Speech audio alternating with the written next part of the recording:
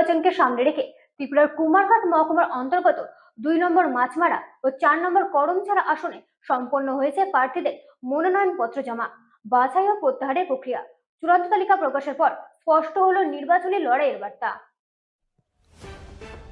আগামী 12 এপ্রিল ত্রিপুরায় অনুষ্ঠিত হতে চলেছে উপজাতি স্বশাসিত জেলা পরিষদ নির্বাচন। সেই নির্বাচনকে সামনে রেখে রাজ্য জুড়ে জোর কদমে চলছে প্রশাসনিক প্রস্তুতি।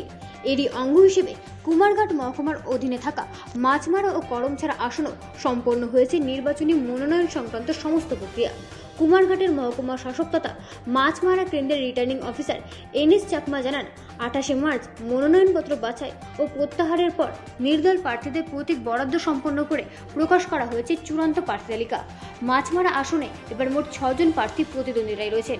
এর মধ্যে রয়েছে ভারতীয় জাতীয় কংগ্রেস, বিজেপি, ত্রিপুরা মথা ও ফরওয়ার্ড ব্লকের প্রার্থী রয়েছেন। একজন করে পাশাপাশি 2 জন নির্দল প্রার্থী রয়েছেন প্রতিদ্বন্দ্বিতায়। Byte returning officer VO2 returning officer জানিয়েছেন, মাছমারা আসনে ফরওয়ার্ড ব্লকের একজন প্রার্থী তার মনোনয়নপত্র প্রত্যাহার করে নিয়েছে।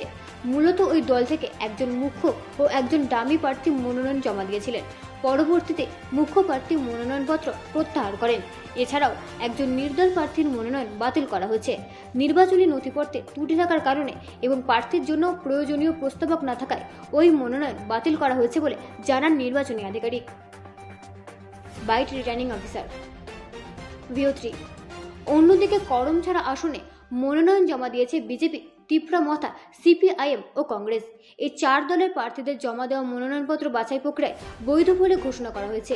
ফলে এই আসনে মোট 4 জন প্রার্থী থাকছেন প্রতিদ্বন্দ্বিতায়। সব মিলিয়ে পাহাড়ি এলাকায় নির্বাচনকে কেন্দ্র করে প্রশাসনিক তৎপরতা এখন তুঙ্গে। অবাধ, শান্তিপূর্ণ ও সুষ্ঠুভাবে ভোটগ্রহণ সম্পন্ন করাই এখন মূল লক্ষ্য প্রশাসনের। 28 তারিখ 3টার পরে তো আমাদের মনোনয়ন প্রক্রিয়া বা উইথড্রল যারা করেছে তাদের প্রক্রিয়া শেষ 3টা অবধি।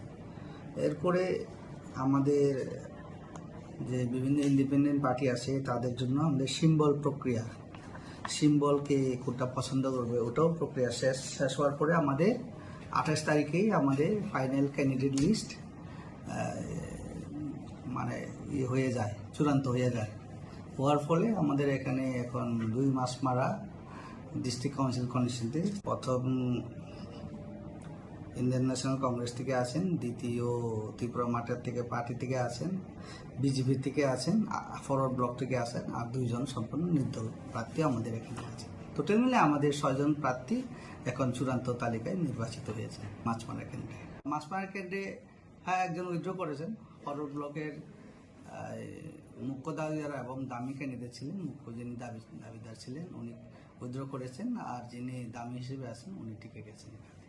একটা কেস রিজেক্ট হয়েছে যেটা ইন্ডিপেন্ডেন্ট ছিল মাছমারা 2 মাছমারা থেকে। ওনাদের স্ক্রুটিনির সময় বিভিন্ন কাগজপত্র, প্রয়োজনীয় কাগজপত্র উনি দেখাতে পারেননি, নিজের ইলেকটোরালটাও মানে ওনার কাছে ছিল না, ঠিক আছে। আবার প্রস্তাবক যারা ছিলেন তাদের ক্ষেত্রেও মানে সম্পূর্ণ যেটা 10 জন লাগে ইন্ডিপেন্ডেন্ট ক্যান্ডিডেটটা ছিল না, এই জন্য এটাতে। ব্যুরো রিপোর্ট, রাত দিন নিউজ নেটওয়ার্ক।